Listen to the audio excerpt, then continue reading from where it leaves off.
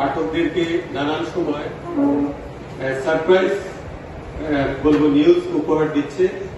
সেই কালবেলার আজকের এই প্রতিষ্ঠা বার্ষিকী অনুষ্ঠানে আমাদের এই অনুষ্ঠানের সম্মানিত প্রধান অতিথি চাঁদপুরের সুযোগ্য জেলা প্রশাসক মহোদয়, উপস্থিত পুলিশ সুপার মহোদয়, দুজনেই আমাদের এই প্রেস ক্লাবে আজকে ওনাদের পদচারণা এবং আগমন দুজনেরই একসাথেই ঘটেছে। তো আমি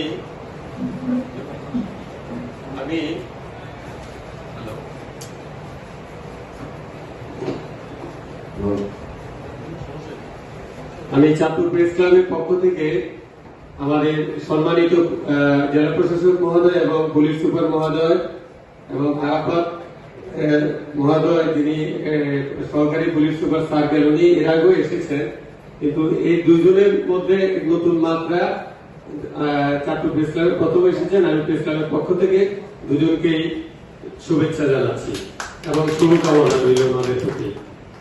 আজ কালবেলার প্রতিষ্ঠা বার্ষিকী।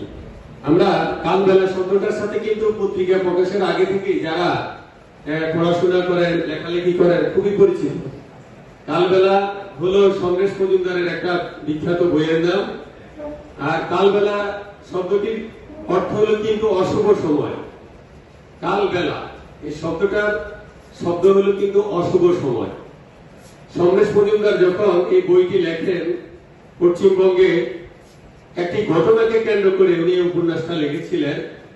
ঠিক যে ঘটনার সাথে মাত্রা পায় আমাদের এই যে বৈষম্য বিরোধী ছাত্র আন্দোলনের যে প্রেক্ষাপট, ওইরকম প্রেক্ষাপট। যারা বইটি পড়েছেন তারা হয়তো একটু জানা আছে। এখানে বইয়ের এই উপন্যাসের যে অনিমেষ এবং আরো নায়ক হলো মাধবীলতা, নায়ক নায়িকা, এই দুজনকে নিয়ে কিন্তু এই বইটা লেখা হয়েছে। এই তখন পশ্চিমবঙ্গে একটা কঠিন সময় পার করছে কমিউনিস্ট যে আন্দোলন, এই কমিউনিস্ট আন্দোলনকে কেন্দ্র করে, যে কমিউনিস্ট আন্দোলনের উত্থানকে কেন্দ্র করে যে দমন পীড়ন, পিচ জ্বালা রাস্তায়, গ্রামে আগুন জ্বলা, কত কিছু, এর মধ্যে এই সবারই বিশেষ করে গণমানুষের বিপ্লব, এর মধ্যে গল্পের নায়ক কলকাতায় পা রেখেছে, সেও এই আন্দোলনে শরিক হয়েছে। এই আন্দোলনের সাথে মানবীয়তার সাথে পরিচয় হয়েছে। সাথে সাথে যেরকম ছাত্রদের সাথে সাথে জনতা, কৃষক, শ্রমিক, রিক্সা চালক, কত মানুষ যোগ হয়েছে। ঠিক এরকমই কালবেলা। তো কালবেলা খুব শব্দটা হলো অশুভ সময়। তো এই অশুভ সময় বইটি, ওই সময়ের অশুভ সময় নিয়ে সমরেশ মজুমদার বইটি লিখেছে। আর ওই নামটা দিয়ে কিন্তু আমাদের বাংলাদেশের এই যে একজন প্রখ্যাত সম্পাদক, যিনি প্রতিষ্ঠাকালীন সম্পাদক ছিল আবেদ খান, তিনি পত্রিকাতে ডিক্লারেশন নিয়েছেন। এভাবে অনেক কলকাতার অনেক বইয়ের নাম, প্রথম আলো কিন্তু একটি বইয়ের নাম। তো আমরা এই কালবেলা সম্পর্কে আসলে ইতিমধ্যে এই যে নজরুলের ধূমকেতুর মতো কালবেলা আসলে অনেক কিছু, ধূমকেতু হলো হঠাৎ এসে আবার নিমিষে আবার আড়াল হয়ে যায়, কিন্তু কালবেলা এখনো টিকে আছে। এক এক সময় এক এক ঝাঁকুনি দেয়, ধাক্কা দেয়, হইচই ফেলে দেয়, এরপর আবার ঠান্ডা হয়, আবার একটা ঝাঁকুনি দেয়।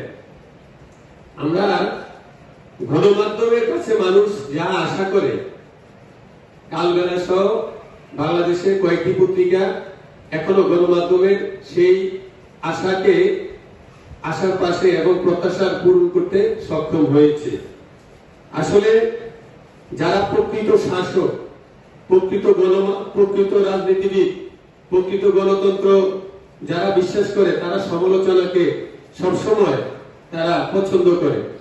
ভলতেয়ারের একটা বিখ্যাত উক্তি আছে যে বিরোধী মত এবং সমালোচনাকে উনি এই প্রায়োরিটি দিতে গিয়ে উনি বলেছিল, আমি তোমার সাথে দ্বিমত করতে পারি, কিন্তু তোমার মতামত ব্যক্ত করতে আমি আমার জীবন বিলিয়ে দিতে পারি, আমি আমার জীবন দিতে পারি।